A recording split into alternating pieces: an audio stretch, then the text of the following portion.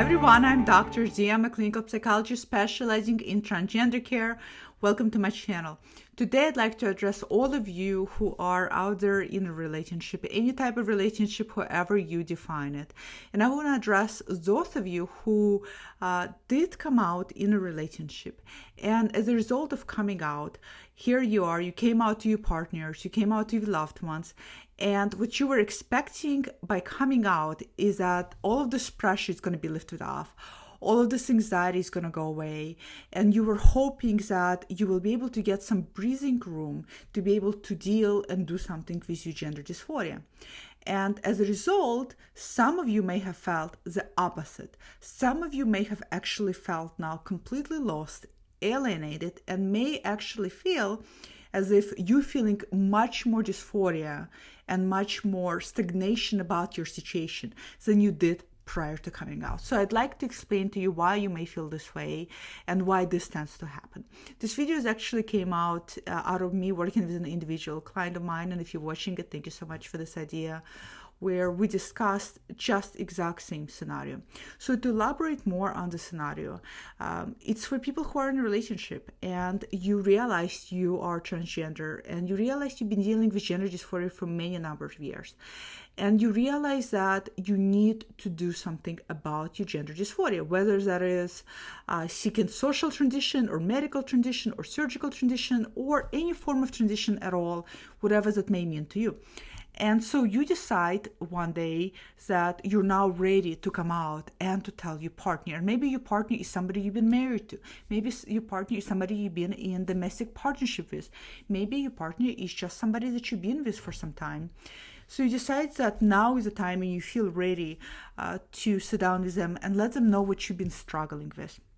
And I know that a lot of people always say that there's a huge amount of relief when you come out to your loved one. There's huge amount of relief in letting them know what you've been dealing with and no longer having to carry all of that within yourself. And ultimately what a lot of you have been hoping for by sitting down with your partners is either for your partner to accept you and support you and say something along the lines of, I can't even imagine what it may have been like. I may or may not know whether this relationship is for me, but let's try to make this work. Or you were hoping for your partner to say that I love you no matter what, and I'll be there with you no matter what happens. Or maybe you were hoping for no reaction at all, and for your partner to say, give me some time to digest it. And by getting any number of those reactions, what you were hoping for is to get this breathing room where you'll be able to now make decisions and set some plans in relationship to your transition. And unfortunately, that doesn't always happen. If your partner turned out to be very supportive, of course that happens. Of course, now you feel tremendous sense of relief. And of course, now you feel that you can go ahead and navigate your transition. But if your partner has turned out to have resistance, if your partner turned out to have any kind of pushback, and a pushback may seem something along the lines of, I don't think you need to transition. If you transition, this is going to be a deal breaker. I'm giving you an ultimatum. If you're going to decide to go through this, I'm going to leave you. I can't imagine relationship surviving if you're going to do this. You're going to ruin our life. You're going to ruin everything we built together. You're going to ruin your career. You're going to ruin life of our children if you do have children. You're going to ruin our circle of friends, and so on and so forth. So in other words, your partner is giving you a very big stop red signal. And a lot of times what happens for some of you as a result of coming out, you feel much more worse versus feeling better. And I call this being cast at the sea without having your anchor. And let me explain what I mean by that. So initially, when you're in a relationship, our partners, your partners, in some form, in shape or form, have become your anchors, meaning they tend to keep you grounded. The relationship in of itself most likely have kept you grounded for years and years, and that's most likely why you were able to also cope with gender dysphoria. Those anchors are there for a reason, and that's why a lot of you were able to live gender dysphoria for a long time, because you have families. Your families are your anchors. So the anchors a lot of times have kept us grounded and afloat, meaning we're still floating in the sea, but we know what our home base is. And for a lot of you, the home base was the relationship.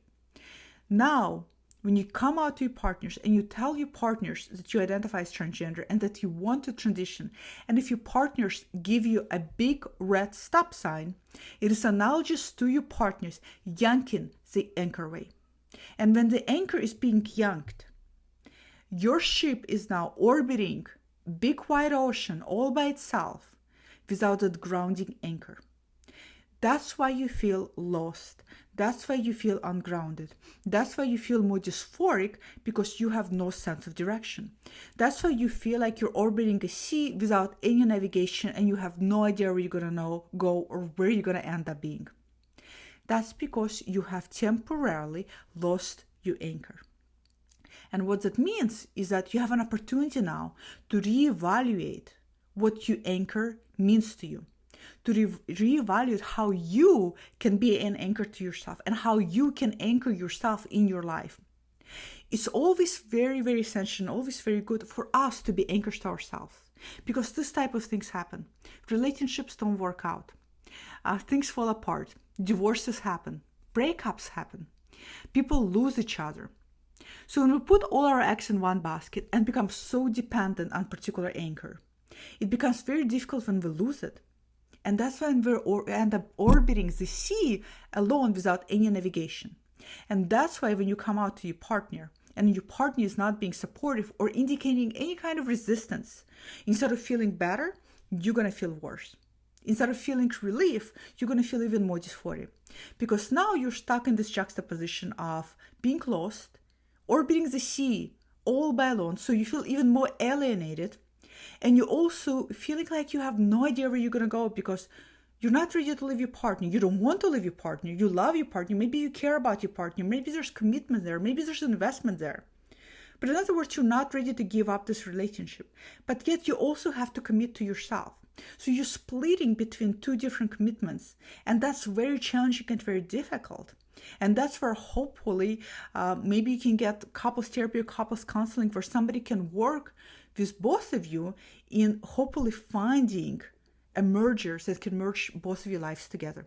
Because otherwise it's impossible, it is impossible to be able to keep this over here and commit to yourself over here when your partner is fully resisting you committing to yourself. So if you're out there and you're watching this and you came out to your loved ones, you came out to your partners and you were expecting to feel sense of relief or sense of momentum, as if now that you came out, you can start taking the steps towards your transition, you can start living your life.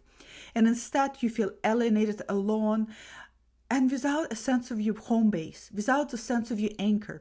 If you're feeling that you're orbiting out there alone in the sea, you're orbiting there alone in the sea because now it's time for you to anchor yourself within yourself, okay? And it's also important for you to know that this is an opportunity for you to work with your partner to find something that may still work for both of you. A lot of partners, remember, initially are very resistant. But a lot of partners tend to change their opinion as things go along. So if you're watching this and if you had this experience and now you put all your transition goals or all of your plans of pursuing yourself on a hold, I want you to know that it doesn't have to be on a hold.